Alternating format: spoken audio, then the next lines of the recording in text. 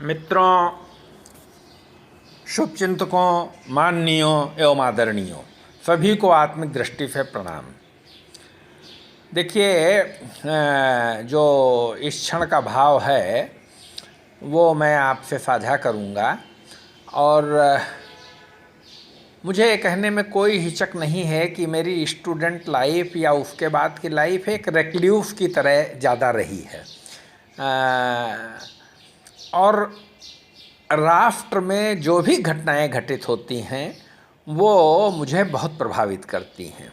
सामान्य लोगों की बात तो छोड़ दीजिए, वो सब चाहे हम हों या ज़्यादातर लोग हैं वो अपने खाने पीने रहने के ही जुगाड़ में व्यस्त रहते हैं। और दूसरी बात, जो जिस वक्त मैं बात करता हूँ वो उस वक्त की भावना होती है, लेकिन उसके पीछे का 2500 साल का इतिहास है। जैसे मैं आपको बताऊं कि मैं लोअर क्लास में ही था और जब 1977 का इलेक्शन हुआ तो मुझे इस बात ने बड़ा रोमांचित किया कि एक राजनारायण जैसा शख्स जो साइकिल पर अपना प्रचार करके देश के प्रधानमंत्री को चुनाव हरा सकता है। अच्छा, और केवल एक राजनारायण की बात मैं क्यों करूं? देखिए, आज के दौर की बात मैं नहीं कर रहा हूं।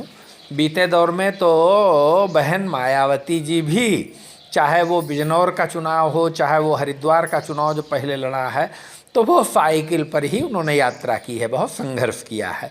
अब बाद में क्या होता है, स्थितियाँ बदलती हैं, क्योंकि राजनीतिज्ञों का देखिए ये कहने में तो कोई झिझक है नहीं कि भ्रष्टाचार के मामले में कोई भी पार्टी अलग नहीं है। और मैं थोड़ा वोकल हूँ, बोल देता हूँ, इसके अलावा मेरे पास कुछ नहीं है। राम जी की कृपा है, राम जी का स्मरण होता रहता है तो मैं आनंद में रहता हूँ। और तुरंत बोल देने का मतलब ये है कि हमारे कुछ साथी लोग, जहाँ मैं कहीं वार्ता कर रहा था, कहा कि अब बहन जी फंस जाएंगी जब उनको 1000 के नोट की माला पहनाई गई। तो जो मेरा विवेक उस समय भी था और आज भी है, मैंने कहा कुछ नहीं कोई कर पाएगा, ये जनता है, जनता किसको कितना पैसा देती है, कैसे पैसा देती है, कौन हिसाब रख पाएगा। हैं तो सब ह्यूमन बीइंग्स ही, यहाँ से लगा के ऊपर तक। कोई व्यक्ति हो, पॉलिटिकल पार्टीज़ के पास तो मैन पावर भी होती है, मसल पावर भी होती है, कोई कमी नहीं रहती है, चाहे कोई बड़ी पार्टी हो या छोटी पार्टी हो, समानुपाती ढंग से सबके पास संपन्नता रहती है। मैं तो कई बार मेरी बातें खराब लग जाती हैं लोगों को, लेकिन मेरे मस्तिष्क में ये प्रश्न आते हैं कि आम तौर पे जो ये सिविल सर्वेंट्स भी हैं, आईएएस आईपीएस, ये अगर देखा जाए तो इनके महल कोठियाँ सब खड़ी होती हैं और एक दो नहीं, देश में न जाने कितनी जगहों पे खड़ी होंगी। तो ये चीज़ें हैं, ये मन को उद्वेलित करती हैं और मुझ जैसे गरीब ईमानदार आदमी का मुझे नहीं लगता है अब समाज में कोई मूल्य रह गया है। मैं यही फील करता हूँ और मेरे पास इस, आप विश्वास समझें, अंधविश्वास समझें, जो भी समझें, क्योंकि राम तो अगर कल्पना में भी आ जाएं तो ये मुझे लगता है बहुत बड़ी बात है। क्योंकि पढ़ा तो हमने यही है, जन्म जन्म मुनि जतन कराही, अंतराम मुखावत नाही। और भाषा स्पष्ट है, या जो मेरे मन के आंतरिक भाव हैं, निहायत आंतरिक भाव हैं, उनको मैं व्यक्त कर देता हूँ। और गांधी से बड़ा न तो मैं राम भक्त किसी को मानता हूँ और न देशभक्त मानता हूँ और न त्यागी मानता हूँ, क्योंकि सत्य, अहिंसा, प्रेम, करुणा, त्याग, हालांकि एक पॉइंट मैं ये कह दूँ कि दृष्टियों का भी मतलब होता है। जैसे ये वर्तमान सरकारें हैं, इनमें एक पक्ष बहुत सुंदर है, बहुत अच्छा है, क्योंकि ये हिंदुओं के प्रति अच्छी भावना रखते हैं। इसमें ये कहने में मुझे कोई संकोच नहीं है।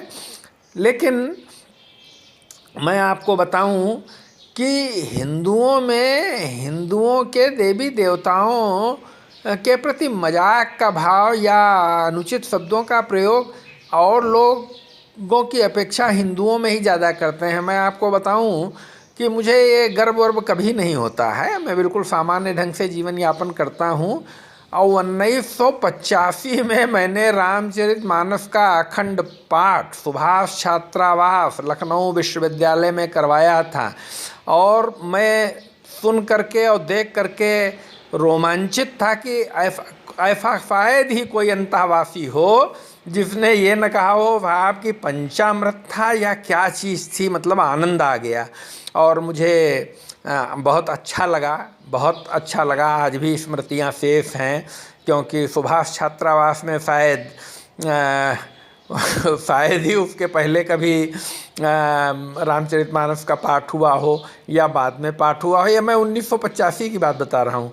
और मेरे मन में एक प्रश्न ये आता था कि ये प्रोफेसर वगैरह हनुमान मंदिर में हमको नहीं दिखाई देते थे। तो मैं सोचता था क्या बात है, ये लोग इतने सब अकेडमिक हो जाते हैं कि इनको कोई भगवान में आस्था नहीं है या मंदिर नहीं आते होंगे, बहुत कम आते होंगे। ये मेरा अपना ऑब्जर्वेशन है, गलत भी हो सकता है, क्योंकि दृष्टि तो हमारी भी सीमित है। हम सब कुछ तो नहीं देख सकते हैं, सब कुछ नहीं देख सकते हैं। और अब इस बात का बहुत ज़्यादा है। और इस एज में मैं ये भी सोचता हूँ कि भगवान असीम है, हम ससीम हैं। हम भगवान के बारे में क्या बात कर सकते हैं। भगवान भगवान है। आप किसी को भी माने, राम को माने, कृष्ण को माने, शिव को माने, दुर्गा को माने, ये परम शक्तियाँ हैं, सब परम शक्तियाँ हैं। इनके तो संकेत मात्र से सृष्टियों के लय हो जाते हैं। एक प्रसंग बहुत सुंदर आता है, भगवान राम लक्ष्मण जी राम के बारे में कहते हैं, भ्रकुट विलास सृष्टि लय होई, सपने हो संकट परे की सोई। जिनके भ्रकुटी के संकेत से सृष्टियों के लय हो जाते हैं, उनको कहीं स्वप्न में भी संकट पड़ सकता है। तो ये भावना थी, उद्गार थे। और आज की स्थिति को देखते हुए मन क्षोभित तो होता ही है, क्योंकि भाषाई स्तर भी बहुत गिर गया है। और मुझे लगता है कोई भी जो बौद्धिक व्यक्ति है उसको ये चीज़ पीड़ा ज़रूर देती होगी, लेकिन हम लोग बंधे हुए लोग हैं तो बहुत ज़्यादा व्यक्त भी नहीं कर सकते हैं, उसकी भी सीमाएं हैं। अनुचित उचित का बहुत ख्याल रखना पड़ता है। मैं तो फिर भी इतना बोल लेता हूँ, मैं देखता हूँ और लोग तो बहुत शांत रहते हैं।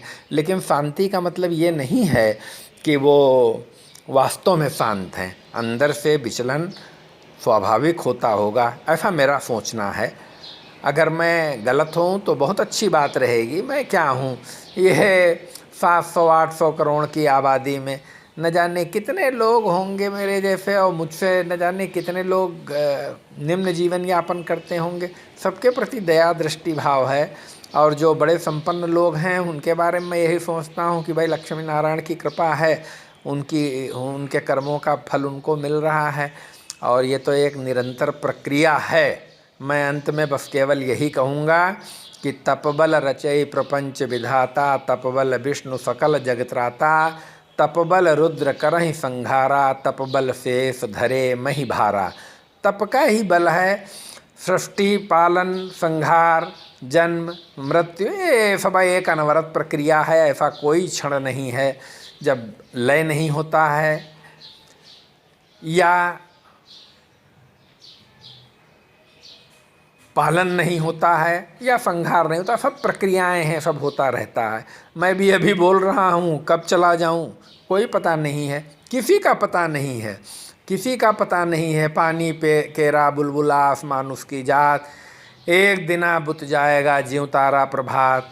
जय हिंद, जय भारत, जय श्री राम, जय श्री राम, जय श्री हरि।